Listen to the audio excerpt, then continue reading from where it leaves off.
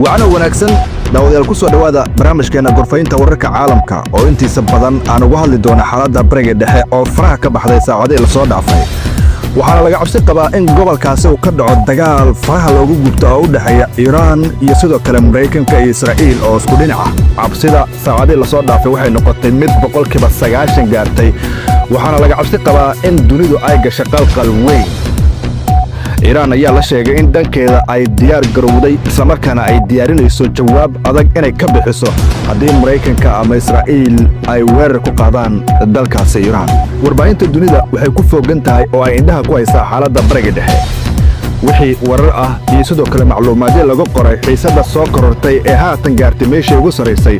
ayaan halkan idinkula wadaagi doonaa balse marka ugu horeysa muuqaalkana like saar sidoo kale ku soo biir channelkeena Axmed Tool Show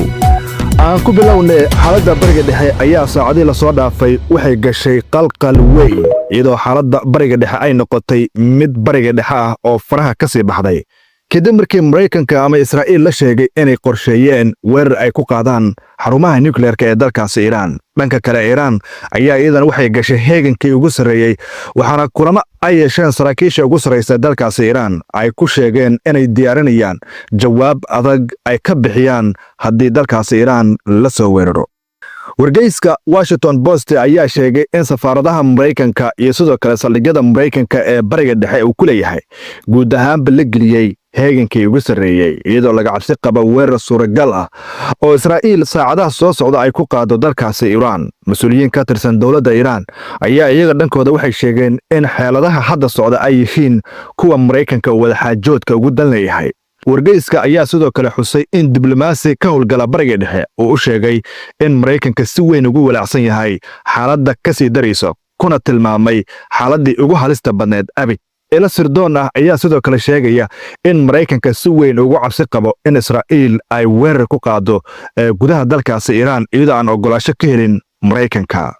sida ay sheegtay shabakadda CBS News waxa la sheegay in Israa'iil ay si buuxda ugu diyaar garowday howlgal military oo ka dhan ah Jamhuuriyadda Islaamiga ah ee Iran halka Mareykanka uu filayo in Iran haddii weerar lagu qaado ay bixin doonto jawaab adag isla markaana ay beegsan doonto saldhigyada Mareykanka uu ku leeyahay bariga dhexe gaar ahaan kuwa Mareykanka uu ku leeyahay dalkaasi Iran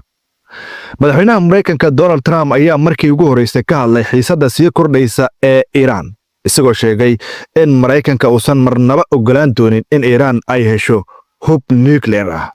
sida ay sheegtay CBS News Trump ayaa su'aal laga weydiiyay sababta Mareykanka uu u daabulayo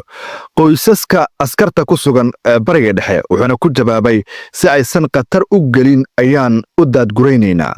Trump ayaa sidoo kale sheegay in hadda uu kalsooni buuxa uu ku qabo ciidamada Mareykanka isla markaana uu ku kalsoon yahay in guulo waaweyn ay keeni doonaan maalmaha soo socdo isagoo aan faahfaahin ka bixin ujeedka hadalkiisa ee guulaha laga filayo ciidamada Mareykanka inay keenaan shabakadda CNN-ka ayaa sidoo kale soo xigatay ila xogogaal u ah in Trump uu si buuxda ula socdo dhaqdhaqaaqyadii ugu dambeeyay ee bariga dhexe isla markaana taliska dhexe ee ciidamada Mareykanka ee loo yaqaano CENTCOM uu si dhow ula socdo xiisadaha ka taagan bariga dhexe sidoo kale waxaa la sheegay in Trump uu la hadlay ra'iisul wasaaraha Israa'iil Benjamin Netanyahu dhinaca kale wakaaladda wararka ee AP ayaa soo xiganaysa mas'uuliyiin Mareykan ah oo sheegaya in wasaaradda arrimaha dibadda ee Mareykanka ay diyaarisay amar rasmi ah oo lagu amrayo in dhammaan shaqaalaha aan muhiimka ahayn iyo sidoo kale qoysaskooda laga soo saaro safaaradaha Mareykanka uu ku leeyahay bariga dhexe gaar ahaan Baghdad, Bahrain iyo sidoo kale Kuwait dhanka kale Reuters ayaa soo xigatay mas'uuliyiin Iiraani ah oo sheegaya in hanjabaadaha military